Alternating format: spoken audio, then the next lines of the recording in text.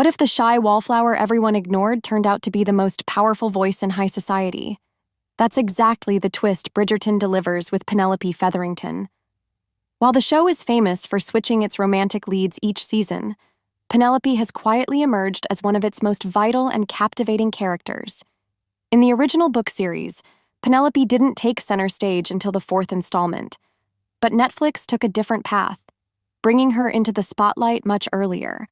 And not just because of her slow-burn romance with Colin Bridgerton, but because she's secretly Lady Whistledown, the sharp-witted writer whose gossip columns shape the ton.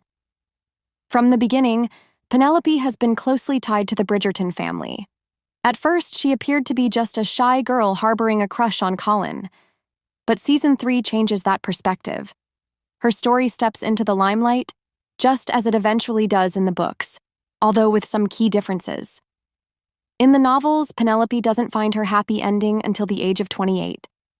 By that point, she's loved Colin from afar for over 10 years and has been Lady Whistledown for much of that time. Society has labeled her a spinster, which oddly gives her a sense of freedom.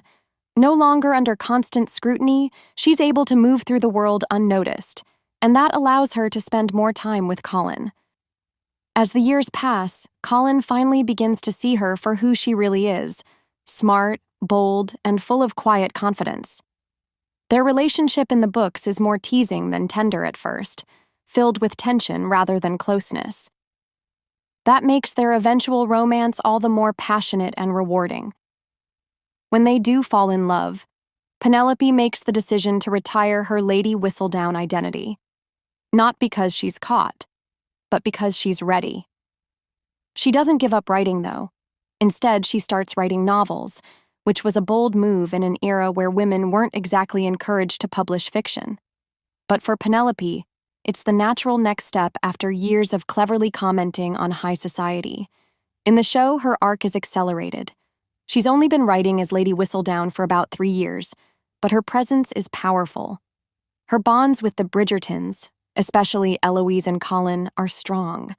Though society often overlooks her, Penelope has always been part of the family in spirit. By Season 3, both of her sisters are married, and Penelope begins to feel the pressure to find a match, not necessarily for love, but for freedom.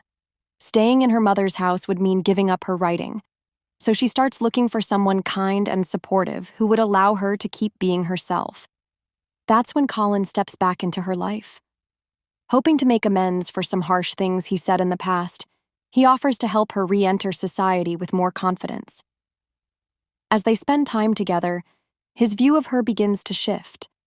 Their relationship transforms, becoming more intimate and complex. Of course, it's not without challenges. Colin struggles with the truth once he learns that Penelope is Lady Whistledown.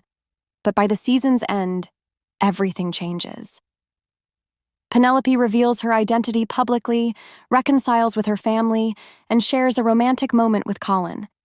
The finale even includes a flash-forward where the two are married, raising a baby, and Penelope's voice as Whistledown is still narrating.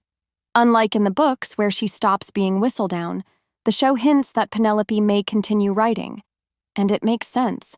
In the series, becoming Whistledown was her decision, a deliberate choice to be heard in a society that often silenced women. It's not just a disguise, it's a powerful expression of her voice. Now that her secret is out, and she has earned the respect of even Queen Charlotte, there's no real reason to stop. In fact, continuing as Whistledown could give her more room to grow, not only in her writing but in her role as a woman shaping her own identity within. And then there's Queen Charlotte. Known for her high standards and sharp judgment, she's unlikely to go easy on Penelope. That pressure is bound to stir up more drama and challenge Penelope in new ways. At the heart of it all, Lady Whistledown's voice is the lifeblood of the series. Whether it's Julie Andrews or Nicola Coughlan delivering the narration, it's become the show's signature. It gives Bridgerton its unique charm and storytelling rhythm, something the original books never had. As long as Whistledown continues, so does the heart of the show. And as long as Penelope has something to say, it's safe to say, we'll be listening.